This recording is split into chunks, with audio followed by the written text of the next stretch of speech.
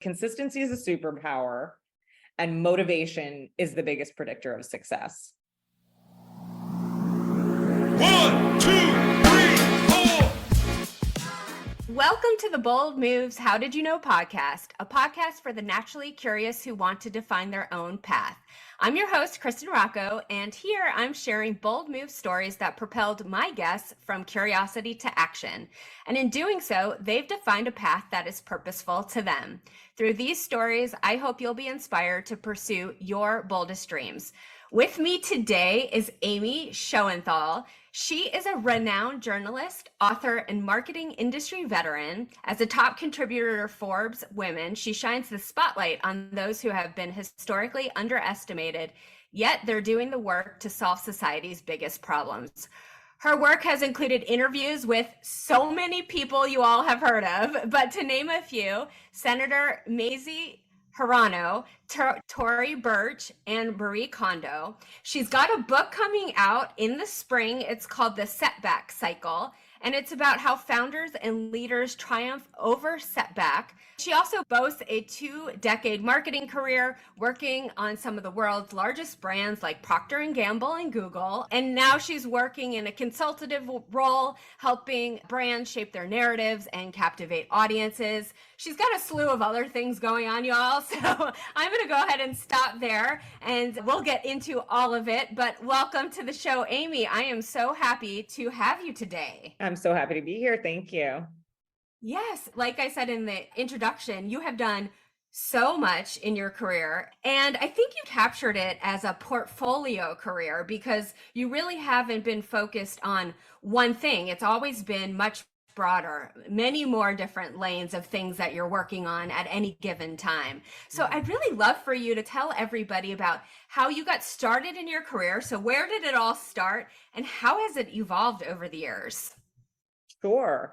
Well, I think the reason I do so many things beyond just the day job, whatever the day job has been at any given moment throughout my career, is because I got into that habit in journalism school. I was at the University of Maryland, and in order to pass, it was like a very rigorous journalism curriculum. And in order to pass our classes, we had to get 10 articles published every semester in outside publications. And so it couldn't just be the, campus newspaper. It had to be like, we had to go be freelance journalists in addition to our coursework.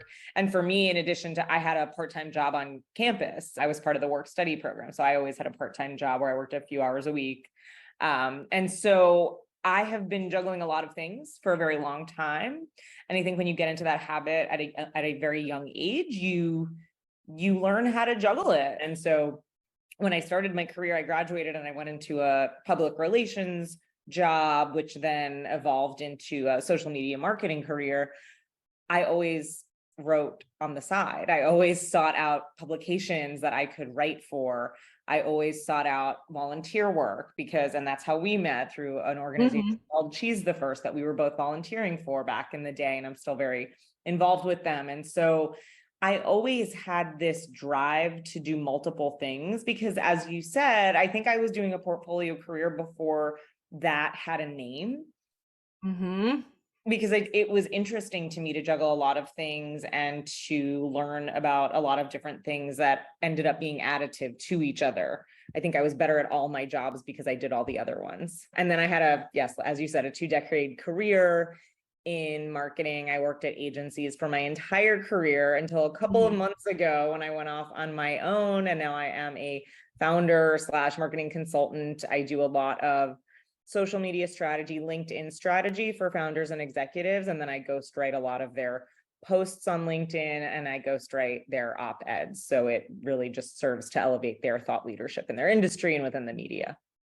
I love that idea of the portfolio career and not thinking about a career as linear, but as wide and broad, and that you can tackle all of your interests and curiosities throughout your career. As you were explaining your writing process and having to get articles published by all of these publications while you were in college, it led me to think about how did you fine tune or hone your topic interest Did you start writing on a broad array of topics and then figure out what you were most interested about? And I would be curious to know how you got to Forbes Women. How did you pitch a contributor, or maybe they sought you out? So, like I said, in my early career, I was doing a lot of volunteering, and I started writing about that. I was actually one of the travel bloggers in the early aughts when, we all had blogger accounts. Remember this? Yes. I was a travel blogger, and I did all these like travel blogging meetups and met other writers and things like that. So I kind of got connected to a lot of writers in that way. And then even just through volunteering at organizations, not even through writing, I just kind of built my network. That sounds gross to say. I just kind of like made friends, and then I kept in touch with those friends like you. And so I had this vast network, and when certain opportunities came up, people thought of me, and they had known about my travel writing and on my personal blog. And then I think someone invited me to write for the Huffington Post when they were doing their contributor network or their freelancer network. And so I wrote about cause, marketing, and travel. Those were my two passions at the time, and how, travel could be a window to getting people to be more cause-minded because it made them more globally aware of things that were going on and got them out of their bubble. And so that was the topic I started writing about. It was more about cause. And then that shifted into when I went to Forbes. They were increasing their contributor program. I think around 2017 is when I started writing for them. And I think they called it swim lanes at the time. And because I was a marketer, that was my original angle in becoming one of their contributors. They wanted people to dispel marketing myths and talk about what was going on in culture and offer my perspective as a marketer. And so I think my original swim lane was marketing without the jargon. And so I gave a very straightforward take on certain things. And then that somehow, and I really cannot pinpoint when this happened, I don't know, but somehow I started profiling really interesting people who were working in marketing. And then that evolved to just profiling really interesting people and leaders and founders. And then all of a sudden that became my swim lane, just telling like the career journeys and the founder journeys of these very prominent people. And that's kind of what led me to today, which is what I do. I talk about people who are shaping society for the better.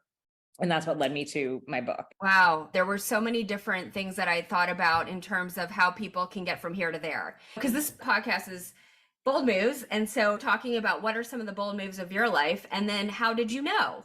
How do you identify what it is you want to do, and then how do you actually get there? Because I think a lot of people struggle with feeling stuck in, I have this vision for what I want to do, but like I'm not sure how to make the moves forward in order to pursue that dream. And what I read between the lines from what you were saying is that you need to make it easy for people to refer you. So when you start talking about what you're doing and you're putting yourself out there, people start to think of you for different opportunities. Would you agree? Is that how a lot of the cool opportunities you've had have come to fruition? I think that's one of the things. That is one of many things you have to do. And what you just said about how people have a big vision and they don't know how to get to it, I think that might be true. But when that big vision is so scary and feels so far away, and I talk about this in my book, there's a small step framework that you can adapt. So if you want to, like I said, write a book, people come to me all the time. How did you become a Forbes writer? How did you become a Forbes writer? How did you get your book published? And I say, I just started writing, but it took a really long time. Like I have been doing freelance writing for over 10 years, and it was very small at first. And like I said, it started as a travel blog, like just a personal blog. So my advice to them is just write. Just start writing and then talk about your writing and share your writing in any forum you have available to you. That's what I did. And I think also speaking it out loud, it took me a really long time to say the words, I am a writer. It took a really long time for me to call myself a writer because, like I said, we associate ourselves with our day jobs so much that it was easy for me to say, oh, I'm a marketer, or I'm a public relations account executive, or whatever my job title was at that time. It was very hard for me to say I am a writer, even though I have always been a writer, always. right? Yes. I am a formally trained journalist. I went to school Right. for this, and I have For always this, yeah. I have always written for some publication somewhere, from the Prince George's Post in Maryland to the Huffington Post to the campus newsletter. I've always been a writer, and it's hard to call myself that because I didn't feel like I was an accomplished enough writer. And I think a lot of people fall into that trap. So I would say, just what small steps can you take today to start building towards that big thing you want to do? I don't think 20 years ago I was saying, I want to write a book someday. I think it was probably in the back of my mind, but I wasn't like consciously building towards it. I was just like, I like writing. I'm going to see where I can do it as much as possible. Like, motivation is the biggest predictor of success. So if you're very motivated to do something, you will do it. You will find a way to do it. Doesn't mean you'll make money doing it. Doesn't mean you'll be super successful at it. You probably won't be successful at it at the beginning because you're doing something new. But if you practice, consistency is a superpower, and motivation is the biggest predictor of success. Success comes over time, and sometimes you have to reevaluate what success is in the moment. So, Amy, writing every day could have been classified in those early days as a measure of success. Just sitting down and actually doing the act of writing. And then as the goalpost moves, as you get better at your craft and you start finding new opportunities, then it's, oh, okay, well, now I can be published in a publication and that, right? And so it's not trying to set success up at day one for what that really big audacious goal is, but what are those incremental steps that you can achieve along the way to help you get there? People always say to me, wow, you're so well connected. And like, I didn't come from some family that gave me connections upon my becoming an adult, right? Like, nothing was handed to me. I just took it upon myself to go do things that interested me, right? Like volunteering and writing, and that forged connections for me at a very young age. And those networks sort of blossomed and grew and expanded. And now I'm well connected, but that's like 20 years later of, just like being in New York and continuing to foster relationships. And then, yes, because I've always been a writer, because I've always had this small thing sort of humming along in the background, people have considered me for opportunities. And yes, eventually that background thing, I think like really recently, like probably this year, that thing that was humming in the background for so long has finally taken center stage. Sure. You mentioned that you live in New York City, which is the epicenter. Nobody can deny that New York City is the epicenter of media, right? It's the epicenter of a lot of different careers. But what about people who don't live in New York City? They don't live in big cities. Do people in other areas have enough access today to create a life that they dream of? What would be some advice if they're not surrounded by people like you are in New York to start building their network, to start taking these opportunities? I don't think you need to be in any specific geographic setting to build relationships. I don't even think yes, of course, a lot of the events and in-person things that I've gone to over the years have been in New York. I definitely have an advantage being here and being able to go to things in person. And even some of the jobs that I've gotten, they're headquartered in New York and you have to be there in person right now, maybe only 1 or 2 or 3 days a week, but these are certainly things to keep into consideration. However, we're not in person right now and we're doing this podcast interview. How many meetings do you take per day on Zoom that aren't in person? How many phone calls do you make? How many, interactions do you start forming through a DM or through a comment on social media? You can knock social media all you want, but it is by nature social, and you can actually form true relationships on the internet in a not creepy way. Yes. And where you are located does not matter. You can form relationships no matter where you are. That said, I would encourage people, I think a lot of young people who maybe graduated college in the pandemic are a little hesitant to go do things in person, especially for their career or for their network building or community building. And I would say, no matter where you are, there's a community somewhere. There are writers in your neighborhood, no matter where you are. And go find them, go talk to them. You can geolocate someone on LinkedIn. You could say like, oh, this person is based in Atlanta where I am. Maybe I'll see if they want to meet for coffee, or I'll say like, hey, I'm going to be in, this location that's pretty centrally located, working at this coffee shop on this day. Do you want to meet up? Right. You keep it very simple, and you can definitely bring some of those relationships offline, but I don't think it matters where you're based.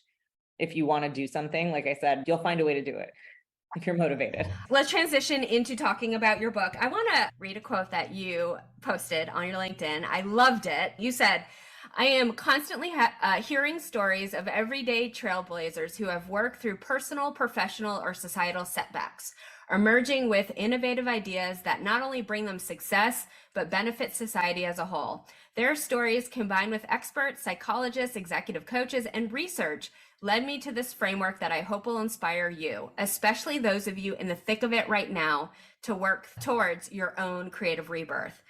That is an amazing antidote that sums up why you wrote this book. So can you tell us about the Setback Cycle and how you got this idea for what this book is? Sure. I got the idea from interviewing so many founders and leaders over the past 6 or 7 years. I noticed that in every interview, no matter who it was, whether it was a politician, a celebrity, a fashion designer, a fitness instructor, or a brand new founder, that when they were telling me their story, they really lit up and got so excited when they started talking about how they emerged from some sort of setback, not necessarily a major one, but that always seemed to be the very pinnacle of their great idea. And I just started noticing it. And once I noticed it, that's all I could see. And I was like, why is this happening? It seemed like it was bigger than the commonly understood phenomenon of learning from your mistakes, or it wasn't always necessarily classified as like post-traumatic growth, because a setback isn't always a trauma. But these things obviously filter into some sort of phenomenon. And I started really digging into research and reading all these books from brilliant authors like Adam Grant, Susan David, Laurie Santos, the Yale professor, Carol Dweck, she wrote Mindset, and they all touched on setbacks, or Angela Duckworth, who came up with grit theory. And so they all touched on the concept of setbacks, but I felt like no one really collected the framework of why this particular phenomenon happens. And so I started taking notes from all these books, and then I started reaching out to experts themselves, some of the authors that I just mentioned. I spoke to them, and we started getting into why people get so excited about the story that they get to share of after they emerged from a setback. When you start to look at something through this lens, all of a sudden you realize that these defining moments in your life were in fact born of setbacks. One of the people I interviewed for the book, she didn't realize that she embarked on this wonderful marketing career that she started in the 1970s. And the reason she went into marketing systems was because she had studied to become a teacher. And when she graduated, teaching jobs were only being given to men because men were dodging the draft by becoming teachers. So she couldn't get a job. She couldn't get a job as a teacher. And so she took a technology class or computer class or whatever it was called at the time. Would love to be a fly on the wall in a 1970s computer class, by the way. But and then she got this amazing career that she spent like a very long time in. And so she didn't realize it until I was interviewing for this book, but 40 years ago, she had a setback that led her to her successful career. And so now that you see it, you're not going to be able to unsee it. Yeah. Gosh, it's true. Because as you were saying all of that, I was thinking, what's my setback? And then does it light me up to think about my story from there? And it absolutely does. I mean, everybody goes through those moments of hard times. And when you emerge from that, I think it's because you feel so proud of yourself. You're so proud of yourself because you had to work for it. Yes. And I have a quote in my book. I think it's from Amy Nelson. She's the founder of The Riveter, and her family has been through quite an ordeal this year, or the past 3 years. But she basically said something along the lines of, when you're stripped down to the studs, the only thing you can build is up. Yeah. And so I think that really encompasses why we grow so much from setbacks. When things are going well, you're not really trying to change anything. You're not necessarily using your most creative brain power. You're not finding innovative solutions. You're just kind of floating along. Well, this is fine, so I'll just keep going. That's why a lot of people kind of float into careers that they're not super pumped about, because it's easy and they're doing things on autopilot and they're doing things the exact same way they've always done them, and it's very easy. But then when they're forced to be creative or be innovative or, you know, come up with solutions to problems, they haven't used the part of their brain that gets them there, because everything has just been so easy. And we can go into why I think marginalized groups make the best founders and the best leaders, because they've had to use that part of their brain so often, because there's nothing but obstacles and setbacks in their way. But that is really why the creative rebirth comes from enduring a setback.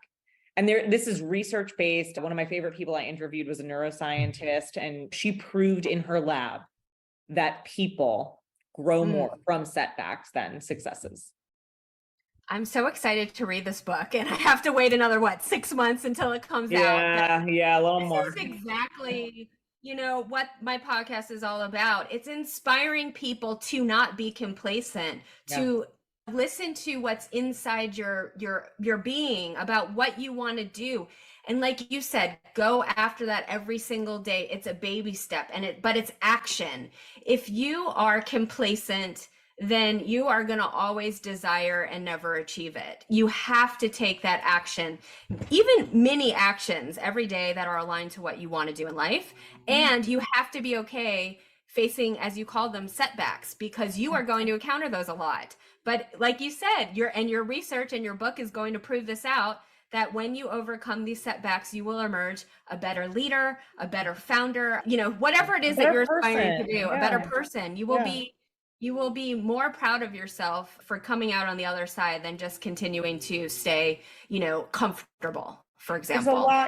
There's a lot more pride in people who really had to work to get to where they are, versus someone who, like, oh, his brother handed him a job and that's why he has it, or, you know, someone left a job and they just sort of fell into this role of running a department because, you know, there was no one else around to do it, and then they just sat there for years. You know what I mean? Like, you hear those stories all the time, and you're not very impressed by those stories. You're impressed by the person who didn't graduate college, but, you know, showed perseverance and worked really, really hard to get to wherever they are, or saw a problem and decided to solve it and built something where nothing previously existed. Those are the people that we admire. Yeah, and I'm thinking of the broad slew of people over 2022 and in years prior who have been laid off from jobs. That is a setback. And how you choose to process that and move forward is, you know, the difference between, you know, getting back on your feet and faster and even better, or, you know, just continuing to, you know, maybe stay a little too long in negative feelings, right? This happened to me. I've talked about it a little bit on the podcast, but, you know, I was laid off back in February, and it was a setback because, of course, you know, I'm trying to grow my career as a content marketing leader. And then all of a sudden it's like, thank you for everything you've done, but we are going through a company-wide layoff and you're a part of it. So now I'm in the open ocean swimming to shore. I had been thinking about my next career step for a while. And so instead of trying to focus in on, oh no, now I don't know what to do. What am I going to do? And all of these feelings that are more about the problem versus the solution, I chose to be like, I'm going to jump into consulting. I know my stuff. As you said, I've built a network. I know that my network can help me out here. And so over the past 4 months, I've started a consulting career that is beyond my wildest dreams. Sure. And so I think that's also the point of setbacks too, is to push you along in a new or better direction. Yeah. And I would venture to say that not all layoffs are setbacks. Some of them can be green lights.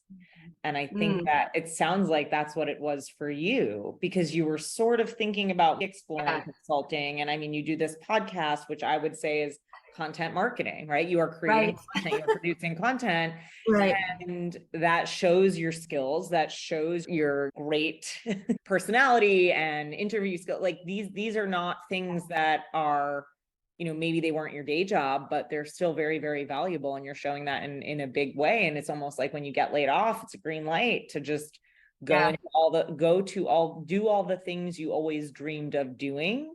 Of course, I don't want to ignore the fact that you then have financial anxiety. You're worried because all of a sudden you go from having a steady paycheck to not having a steady paycheck. Like there's also grief in being laid off.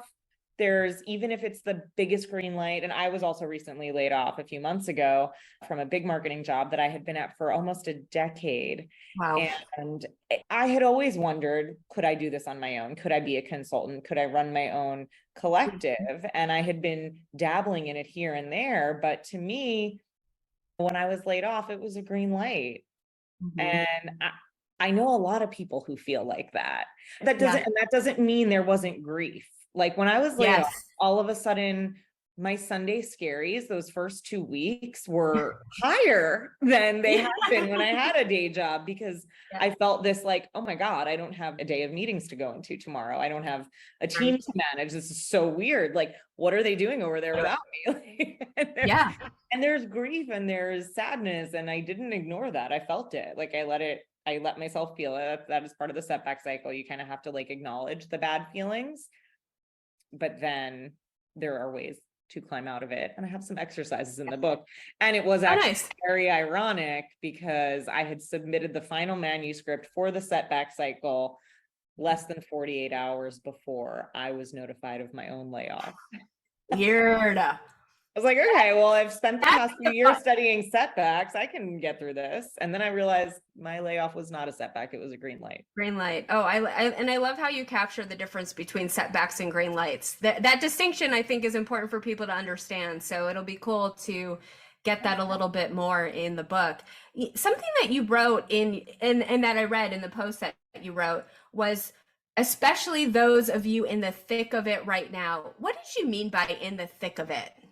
In the thick of a setback, like going through a setback and not sure how to move forward, right? If someone is identifying in a certain way, like I'm a married person, and then all of a sudden they're divorced or they're no longer a married person, right? Like this identity is like ripped away and you are in the thick of it. You don't know what to do. You don't know how to move forward. And I also want to be clear, like the setback cycle is not trying to glorify pain or encourage you to tear your life apart. Like we don't want that, but shit happens. The setbacks are inevitable. And like I said, they're not always traumatic. They're not always earth shattering, but that doesn't mean they're any less defining.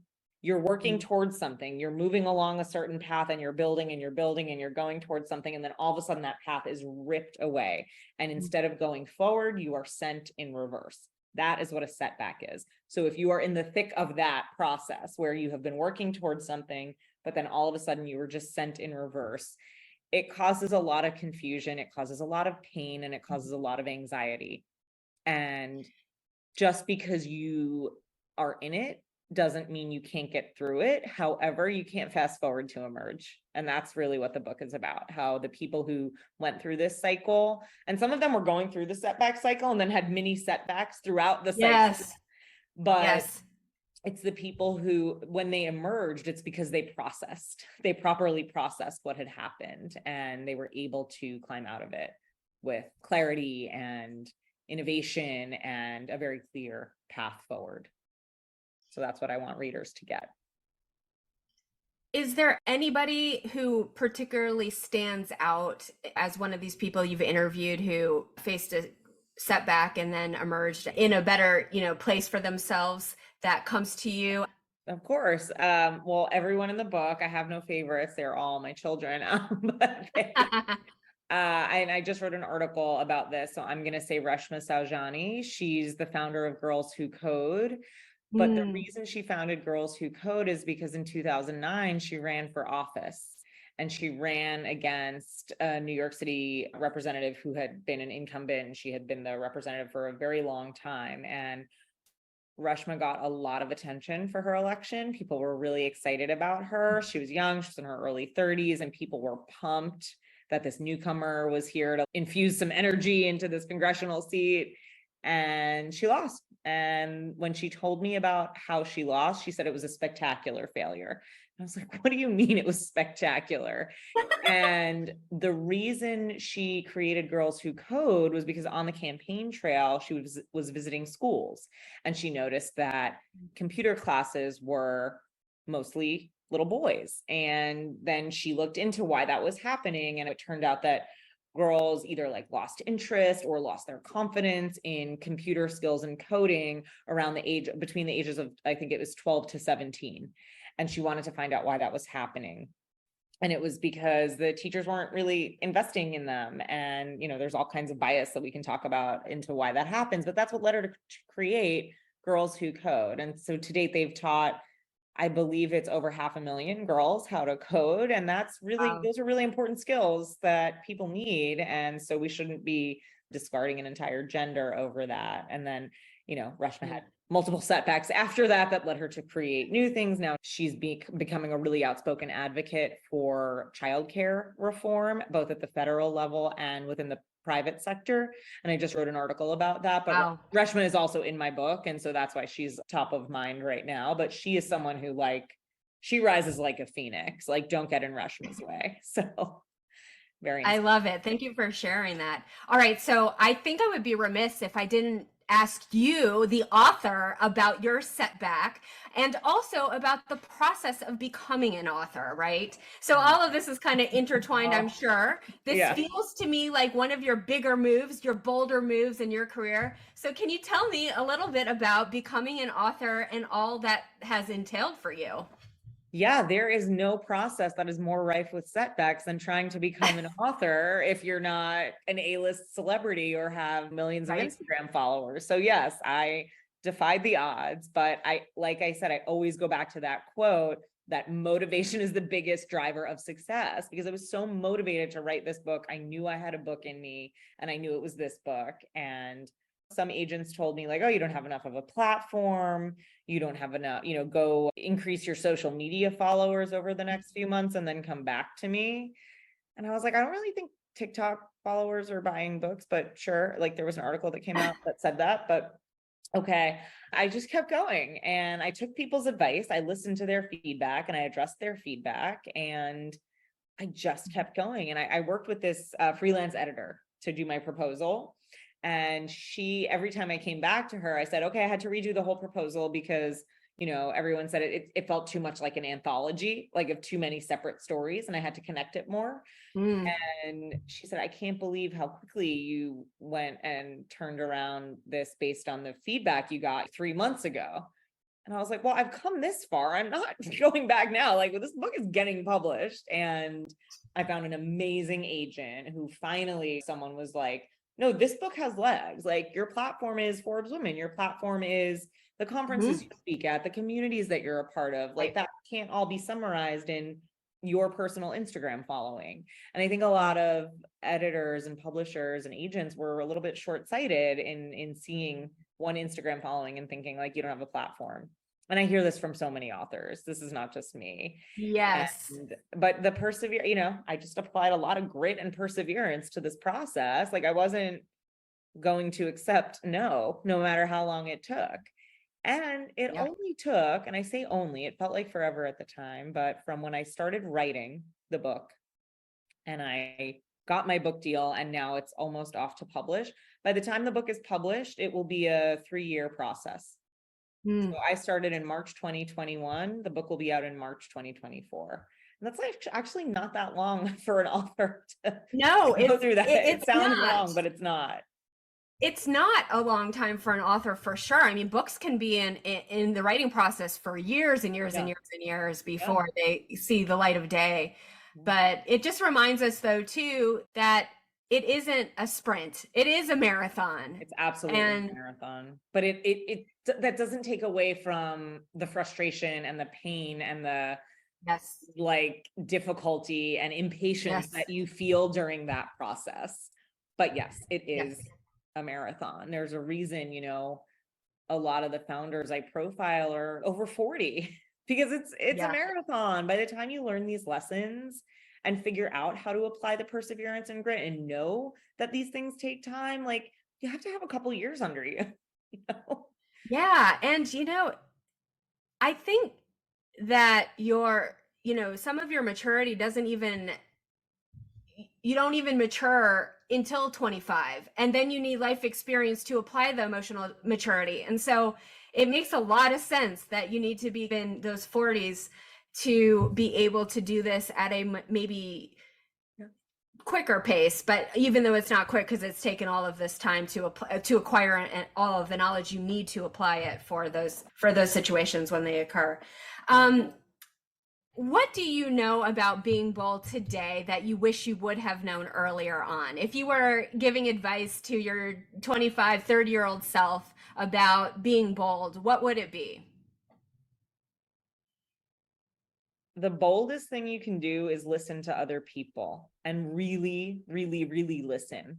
Listen to what they're saying. Listen to the advice that they're giving. You don't have to take all the advice. You don't have to follow their direction, but listen and hear what they're saying, because that's going to not only improve your communication skills and deepen your relationships, but it's going to give you clues as to what you admire and what you don't about them, about yourself. Pay attention to the world around you, right? Don't just barge forward. Listen, pause, take it in, learn the things and apply the lessons. Yeah. Good point. It makes me think that maybe people should keep a notebook next to them or even on their phone to catalog all of this stuff that they're learning along the way. That's a really great piece of advice. Great to leave off on. Thank you, Amy. It has been so much fun having this conversation with you. I can't wait to read your book. I have a Bold Moves book list that will add your book to when it comes out. So in the meantime, where can people find you, connect with you to stay in touch and updated when the Setback Cycle publishes in the spring? Yes, you can find me on Instagram, Twitter, or whatever Twitter's called now, at Amy Show, AMYSHO. And I'm going to be giving book announcements and updates through my newsletter, Amy's Antidote. And you can get the link to sign up for that on my Instagram page. So that's probably the best place to go. Thank you so much, Amy. This has been really, really fun. And everybody else, thank you so much for tuning in. I hope you will follow the show, and we'll see you in the next one. One last thing before I leave you today, don't forget to sign up for the Bold Moves Podcast Club. I'm so excited about this podcast club. We are going to deep dive into the different topics that my guests talk about every month. It's like a book club, but for my podcast. And the idea is that each month you're going to receive an email to dive deeper into these topics and themes that my podcast guests explored about being bold over the month. That's because nobody said being bold was easy, and we all need a little support and encouragement, and also understand what are some of these practices that you can put in place in your own life. How can you think differently about being bold? Because to get to who you want to become may require some changes in what you do to get there. So I'm helping you through this Bold Moves Podcast Club to empower you to take bold action on your dreams. It's free to join, so just go over to my website, kristenrocco.com/bold-moves-resources, or even easier, open up the show notes right now, click the link, and sign up. It's that simple.